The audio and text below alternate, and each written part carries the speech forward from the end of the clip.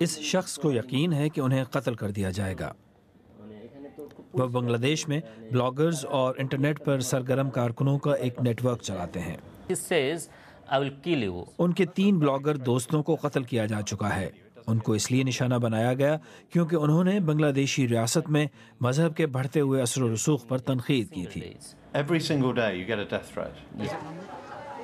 واسق الرحمان قتل ہونے والے دوسرے بلاگر تھے۔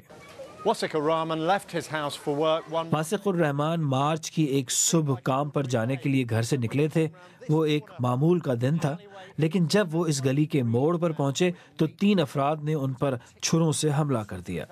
جتنی شفاقی سے ان کو قتل کیا گیا اس کا مطلب واضح طور پر یہ پیغام پہنچانا تھا کہ کوئی آواز نہ اٹھائے۔ حفاظت اسلام ایک انتہائی قدامت پسند جماعت ہے۔ اس نے ان ہلاکتوں کی مذمت تو کی، لیکن ساتھ ہی ان کا یہ بھی کہنا ہے کہ چند بلاگرز نے مذہب کی توہین کی اور وہ سخت سزا کے مستحق ہیں۔ وہ توہین مذہب کے سخت قوانین کے لیے مہم چلا رہے ہیں۔ قرآن میں صاف لکھا ہے کہ پیغمبر اسلام کی توہین کرنے والے کو قتل کر دیا جانا چاہیے۔ اگر کسی پر جرم ثابت ہو جائے تو انہیں 1 مرتبہ نہیں بلکہ 100 مرتبہ پھانسی دینی چاہیے۔ لیکن بنگلہ دیش کے ایک سرکردہ صحافی کا کہنا ہے کہ یہ نقطہ نظر عام نہیں۔ These 3 killings are really very dangerous. قتل کے یہ تینوں واقعات ہیبت ناک تھے اور ان کو نظر انداز نہیں کیا جا سکتا، لیکن ان کو بنیاد بنا کر یہ نہیں کہا جا سکتا کہ بنگلہ دیش انتہا پسندی کی طرف جا رہا ہے۔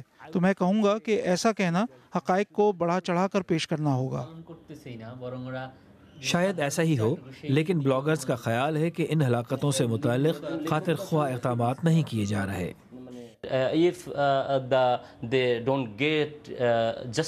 اگر انہیں انصاف نہ ملا تو اس ملک میں مزاحمت ختم ہو جائے گی اور یہاں انتہا پسندی بڑھ جائے گی، یہاں پھر تشدد میں اضافہ ہوگا اور یہ پاکستان یا افغانستان جیسا ملک بن جائے گا۔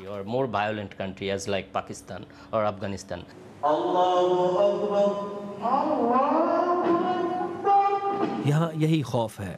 بنگلہ دیش اب بھی ایک اعتدال پسند ملک ہے، لیکن ایسے حملے اس جانب ایک اشارہ ہو سکتا ہے کہ یہاں مذہبی انتہا پسندی سر اٹھا رہی ہے۔